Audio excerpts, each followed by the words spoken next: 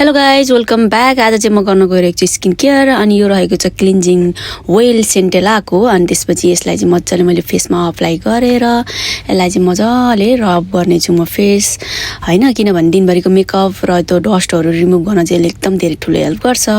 सेन्टेलाको cleansing oil चाहिँ कसले use गर्नुहुन्छ हैन, युज गर्नेलाई थाहा होला यो कस्तो छ भनेर। अनि त्यसपछि अलिकति रब गरेपछि फेरि मैले पानी हालेँ, केही बेरपछि चाहिँ पानी हालेर फेरि मैले रब गर्न थालेँ। त्यसपछि यस्तो सेतो सेतो फिज जस्तो आउन थाल्छ।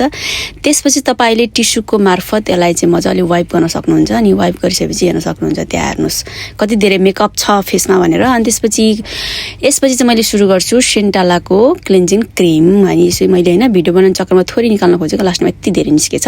त्यही पनि मैले मजाले यसले चाहिँ फेस वास गरेँ। फेस वास गरेर हेर्नुहोस् त्यहाँ फिज यस्तो दामी फिज आइरहेको थियो, फर्म आइरहेको थियो। अनि पछि मजाले पानीले फेरि मैले फेस वास गरेँ। फेस वास गरिसकेपछि चाहिँ फेसलाई ड्राई गरेर हेर्न सक्नुहुन्छ मेरो स्किन कस्तो स्मुथ, आहा कस्तो राम्रो भइरहेको थियो। अनि त्यसपछि टच गरिराख्नुहोस् त। अनि म चाहिँ रेगुलर सुत्नुभन्दा अगाडि चाहिँ होइन कोकोनट ओइल लगाएर सुत्ने गर्छु फेस वास गरिसकेपछि। तर यो कोकोनट ओइलको यही प्रब्लम चाहिँ निस्किँदैन जमेर होइन। यसलाई चाहिँ मैले माइक्रोवेभमा राखेर लिएर आएको थिएँ। लास्टमा हेर्नुहोस् कसरी निस्क्यो, उफ। त्यसपछि मैले स्किनमा लगाइसकेपछि मेरो स्किन हेर्न सक्नुहुन्छ कस्तो राम्रो साइनिङ ओइली देखिरहेको थियो, एकदम राम्रो। किनभने मेरो चाहिँ स्किन ड्राई छ। अनि यो हो लिप बाम लगाइसकेपछि मेरो स्किन केयर रुटिन सक्यो। अब म एकैचोटि भोलि बिहान उठेर अनि म ड्युटी जान्छु। By by.